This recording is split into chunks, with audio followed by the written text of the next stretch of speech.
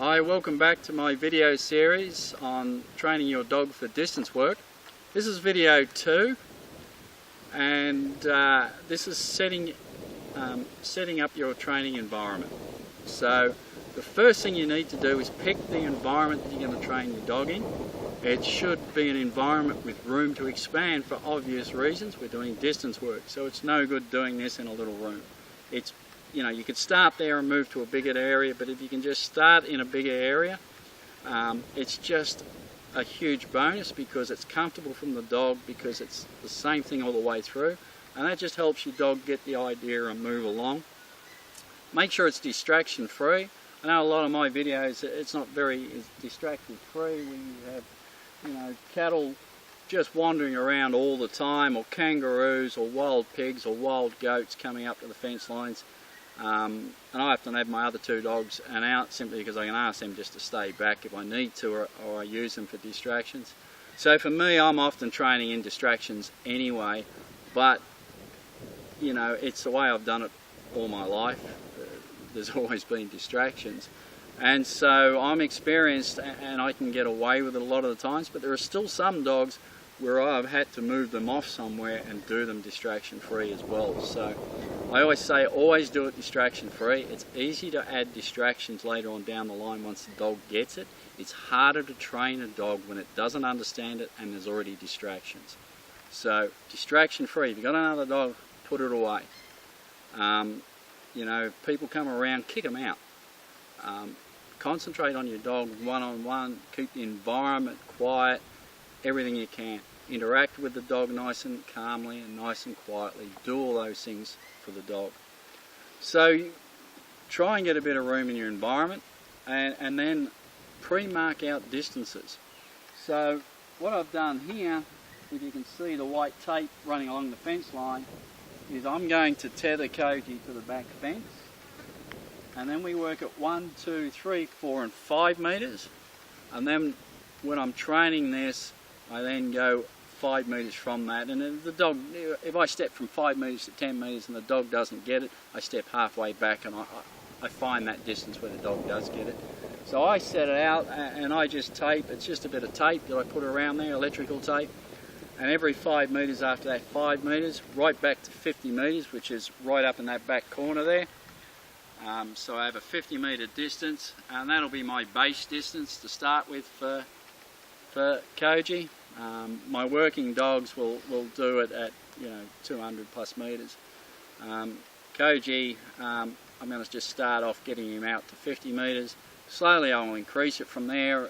His recall training, he's doing that and further as it is now. So I'm recalling him back from a couple of 100 metres.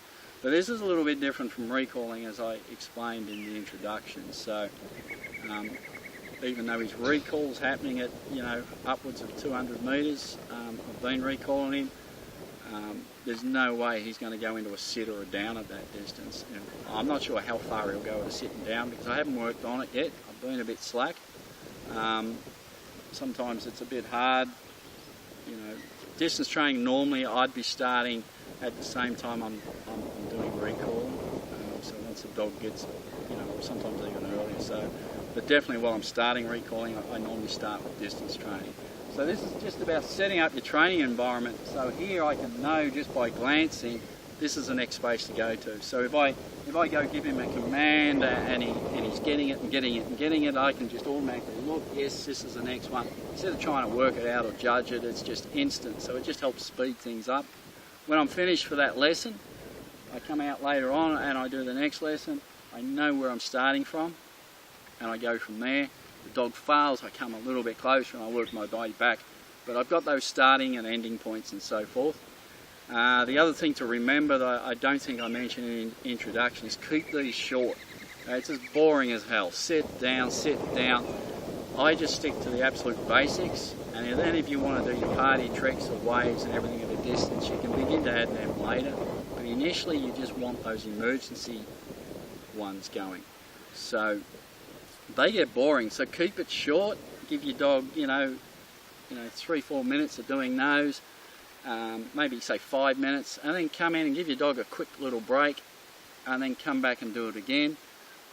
for the same length of time, and then just leave it, then come back again, say early afternoon, do it again, do it to you. I'll do this 5 or 6 times during the day, just for 3 to 5 minutes.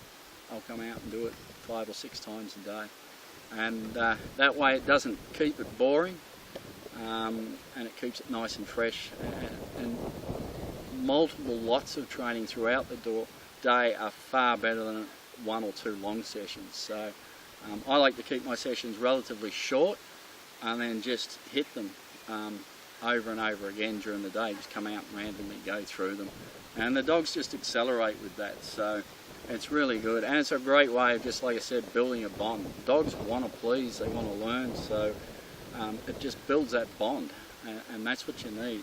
You want a dog to do what you want, build its trust, build a bond, and a dog will do everything it can to do what you want it to do. So this is about setting up your environment. So again, no distractions, or as little distraction as possible.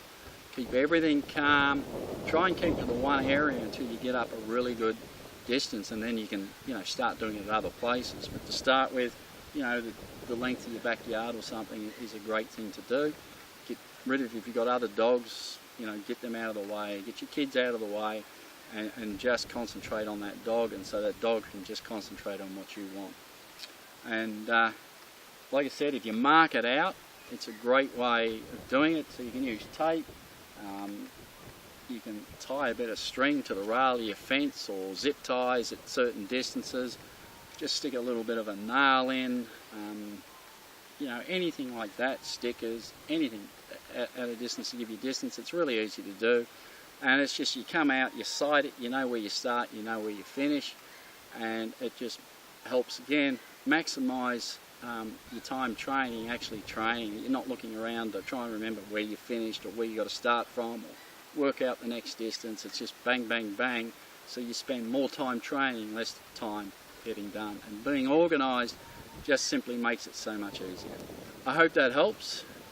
Till the next one, we'll see you then.